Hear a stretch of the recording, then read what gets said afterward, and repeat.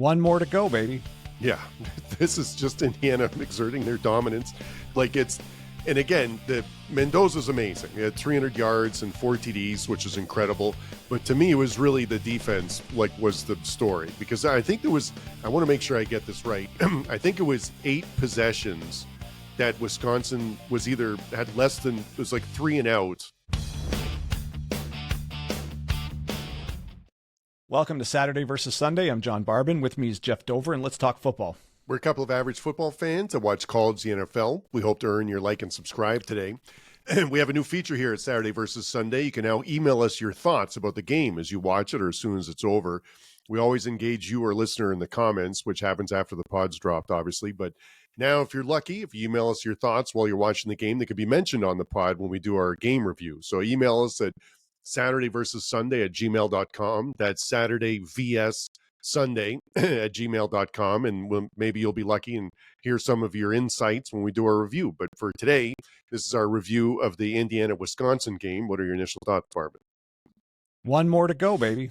Yeah, this is just Indiana exerting their dominance. And again, the Mendoza's amazing. He had 300 yards and 4 TDs, which is incredible. But to me, it was really the defense, was the story. Because I think I want to make sure I get this right. I think it was 8 possessions that Wisconsin had less than, it was like 3 and out, less than 3 consecutive plays on like 8 of their possessions or something. Let me just get that right. So you talk now. Yeah, you're right. I couldn't figure out who to put on the thumbnail because Mendoza broke the single season touchdown record. Yeah. And so he had to be on there, but really I wanted to highlight the defense, but I didn't want to ignore Mendoza. So I think I kind of put a few people on there. And there's too many flowers to give around on this team. People, I mean, Charlie Becker's going off in filling in quite nicely, and not filling in, but taking up some of the game-breaking production we would have got out of Surratt. Yeah, so becoming a number 1 receiver is what he's doing. Right before our eyes is exactly what he's doing. Yeah. So, no, it's 7 possessions that Wisconsin was either 3 and out or had less than 3 consecutive plays because there was a fumble in there or an interception or something. So, which is ridiculous. Like that, can't get a first down on 7 possessions. So you're not going to win anything like that. So even though this was 7-7 at one point and 10-7 at one point, it was never really in doubt because Indiana was just sort of playing with his food at that point and really exerted their dominance. Now, Indiana fans, take this with a grain of salt. Carter Smith was the freshman making his first start at QB. So you can't expect much out of the kid. This is, I guess you could say borderline unfair to put him in. I mean, what does Wisconsin think was going to happen here? But I don't know. I don't really pay attention to what's going on at Wisconsin. No offense, Wisconsin fans, but right now your team's not. Hey, this year your team's not the story. It's if you're going to keep your coach. That's the story. But Jesus, you put this kid in against this defense. What the hell did you think was going to happen? Yeah, the fact that he only accounted for 2 turnovers is pretty impressive. Like he had an interception and a fumble, and that was it against this type of what feels like championship caliber defense, right? So that's, and you need to get playing time, where they're starting to think about next year, which is fine. But man, what a rough baptism into starting a game against Indiana. Yeah, and Atuka, I guess one of their best starting running back 1 got carted off the field. So it's just a bummer. You know what? Let's dwell on Wisconsin just for a moment here, and then there's not much to say there. It's a super disappointing season for Wisconsin. I thought this was a home run hire. It's clearly not working out. I mean, when he tried to install a completely different style of offense than Wisconsin's used to, I think is when the whole thing went the wrong way. I don't know if he's going to have enough time to right the ship and get back to what I guess Wisconsin should be in time to save his job. I don't know if he's going to have the time to do it. This team should be getting anywhere between 8, 9, or 10 wins every year. That's what this school is capable of. And the underperformance here, I just can't imagine the administration is going to accept this much longer. 1-6 in Big Ten play is a really tough pill to swallow if you're a Wisconsin fan. Like you said, this I always feel like they should be an 8-win team, and above 500 in conference at least. But so that's a pretty sad state of affairs. And the other thing that sucks too is that, like Penn State is 1-6 in the conference, like Maryland's 1-6 in the conference. Michigan State was 0-7. Like they're also feel like they should be better too, So like they're really struggling at a time where I don't want to say it's a, down time, but like there would have been some teams on the schedule that would have been easier to handle than you would have thought, but normal. Yeah. In a year where, in a few years where those sort of teams are down, this team just shouldn't be here. So no, it's unfortunate that there's work to be done there. And I'm not sure Fickle will be the one doing the work, but moving on, we're 11-0 Indiana. Everything's still in front of them. I think they just punched their ticket to the playoffs, right?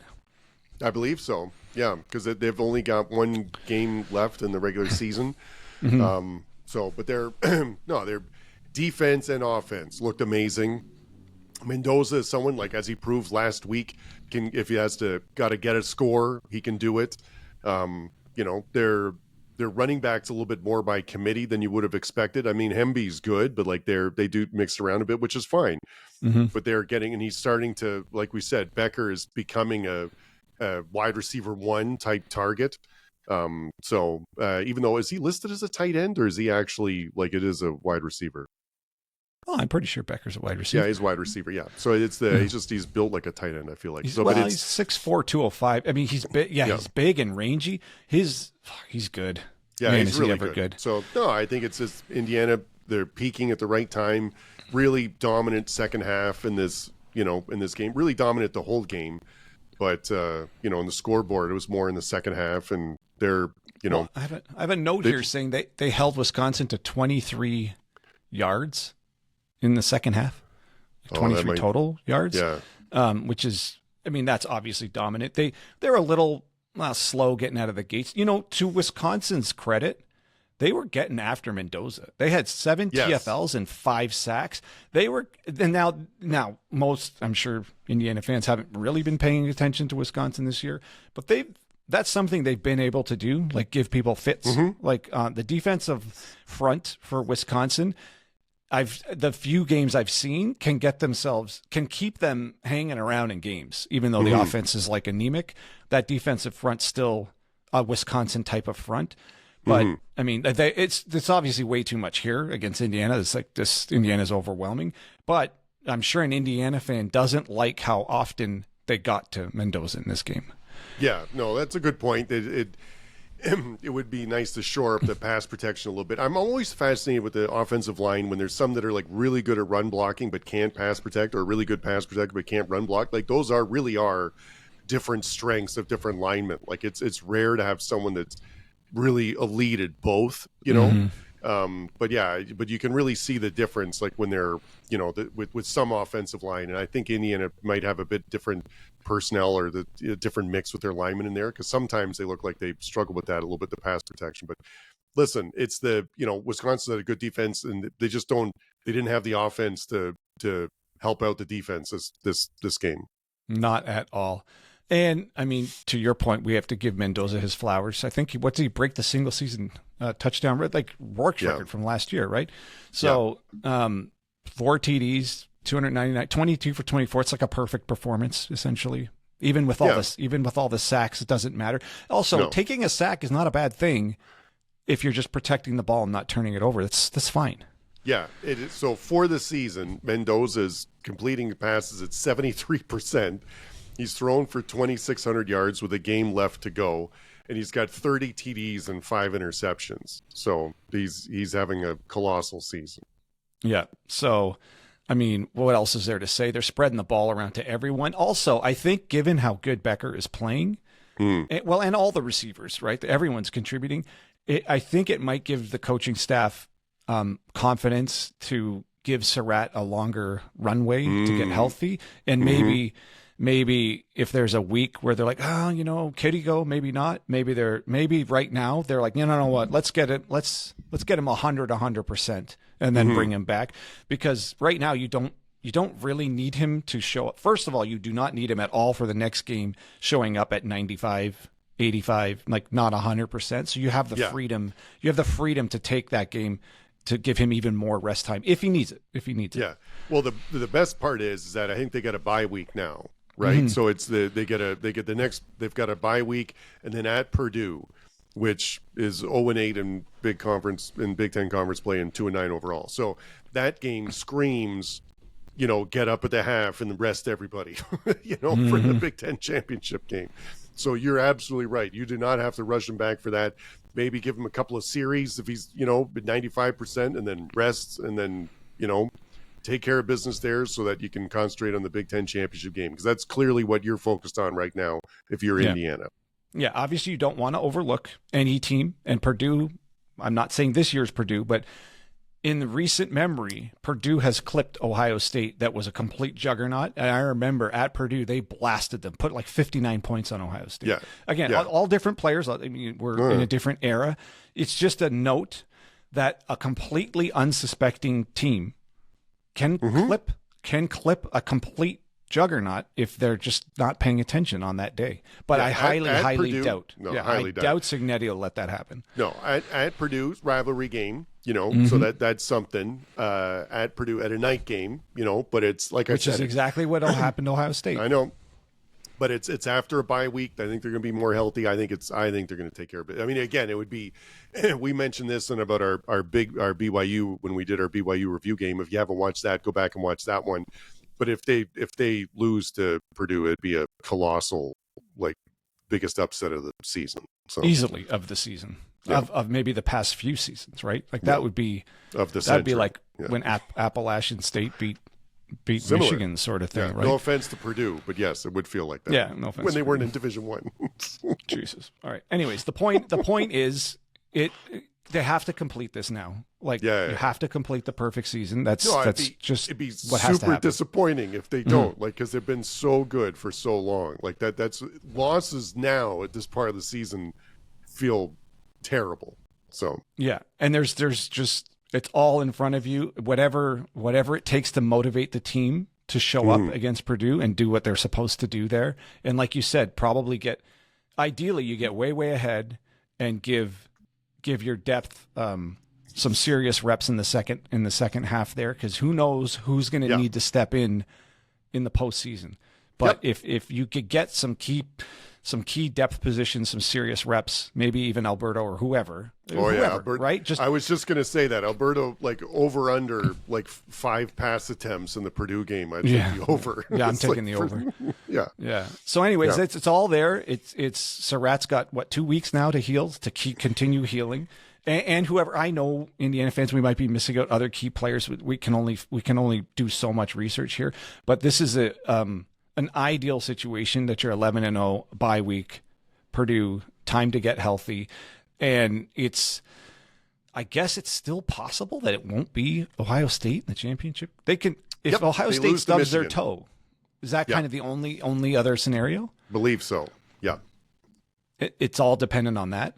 I believe so.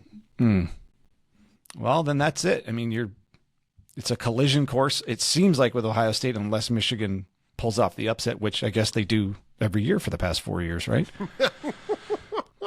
And when you say it that way, it's like it's not obvious. Yeah, I know Ohio State's got Rutgers and then at Michigan. Yeah, and so if they lose to Michigan, and Michigan, who do they have left? They've got Maryland. So if Michigan beats Maryland and then beats Ohio State, then them and Ohio State would have the same conference record, and I think they'd go in then. But or maybe not, because I think Michigan's lost to USC too. But that's their only conference loss. Their other loss is Oklahoma. Right. Michigan's 8-2. They only have one conference loss. Yeah, no, that's right. But they lost to USC, and USC is also 6-1 in the conference. So I don't. So if USC wins out, yeah, but they've got a big one against Oregon too. But Oregon's 6-1. I don't know. We shouldn't get into these rabbit holes of but it's kind of fun. It could be Indiana 9-0 in conference, and then it could be 1, 2, 3, 4, 8-1 teams. Oh, so now we're into the tiebreak thing. Yeah. Yeah. Oh, wow. And some of them would be direct head-to-head, and some wouldn't. So I don't know how they figure that. So Michigan, if that happens, that means USC wins out with the head-to-head beating over Oregon. Yeah. with the head. Oh, right. So they'd have over Oregon and over Michigan. Yeah. If USC wins out. If Michigan beats Ohio State, they have the head-to-head against Ohio State. Yeah, but not against UCLA, I don't think. You mean USC. Not against obviously not against USC. Yeah, because they lost to USC, yeah. And then if I keep forgetting about Oregon. If Oregon if they beat USC, this upcoming then they would be in, even if Michigan. No, they still have to beat Washington. Right, but if they win those two, their losses to Indiana. Yeah, then the only other way they don't get in, if Michigan has to beat. I don't know what happens if Michigan beats Ohio State and Oregon wins out, because then Michigan and Oregon have the same record and they haven't played each other. So that's where I don't know how they do the tiebreaker there. And they both Oregon has beaten USC, but Michigan has lost to USC. And maybe we don't know how they do. Yeah, we don't know. So there could be chaos on the other side of this.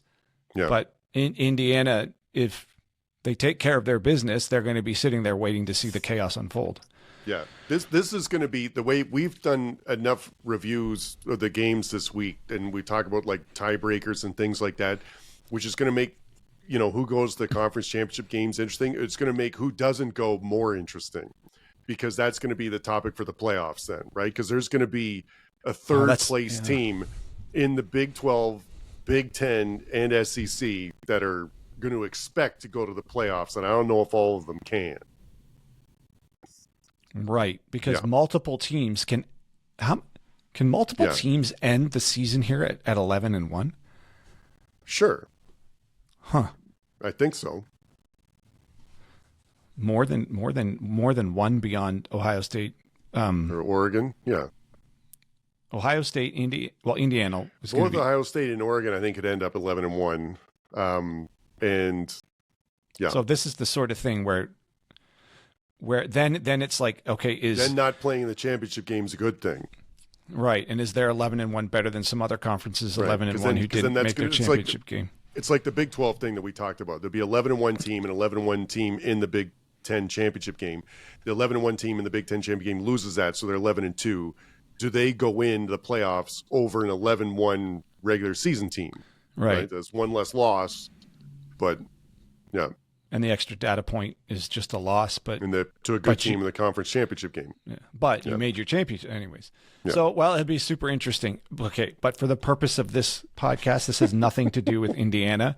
They aren't going to be in that situation because they're not going to lose this last game. I don't think so. Yeah, hats off to you, Indiana. This is a great. Hey, listen, it's the first time they've been 11-0, right? So this is a banner year for Indiana.